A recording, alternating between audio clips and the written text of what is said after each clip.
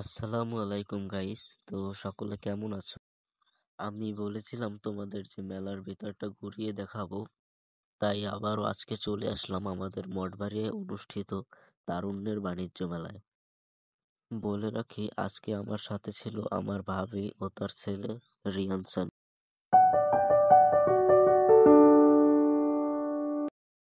প্রথমেই ছানি উঠেছিল বাচ্চাদের নাগরদোলাতে, যেটা সে খুব আনন্দের সাথে উপভোগ করছিল।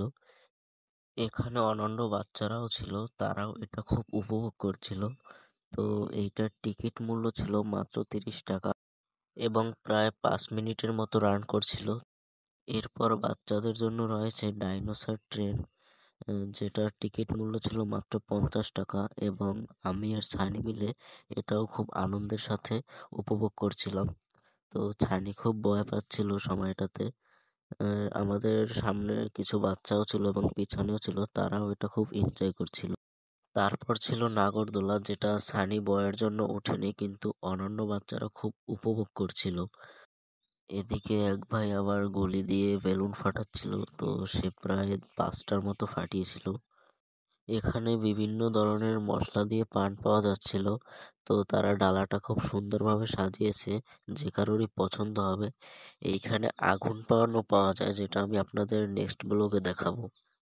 আরো ছিল বক্সার মেশিন, যেটা আপনি পাঞ্চ করে আপনার শক্তি পরীক্ষা করতে পারেন। এরপর ছিল একটা টি স্টল, যেখানে প্রায় 20 রকমের চা পাওয়া যায়।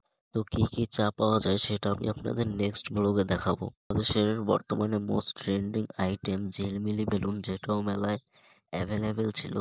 তো ছানিকে তার আম্মু একটা কিনে দিয়েছিল এবং সে এটা নিয়ে খুব এনজয় করতেছিল ও ঘোরাফেরা করতেছিল। এছাড়াও ছিল মেয়েদের বিভিন্ন আইটেম, যেমন three piece, purse bag, handbag, sunglass, jewellery item ইত্যাদি। এরপর ছিল আমাদের মেলার মোস্ট ট্রেন্ডিং এই নৌকাটি এবং ভূতের বাড়িটি, যেটা কিনা যে ব্যক্তি মেলায় আসে সেই উপভোগ করে, কিন্তু আমি এই দুইটার একটাও উপভোগ করিনি, কারণ এই দুইটা নিয়ে আমার নেক্সট ব্লগ আসবে ইনশাল্লাহ। সকলে ভালো থাকবেন।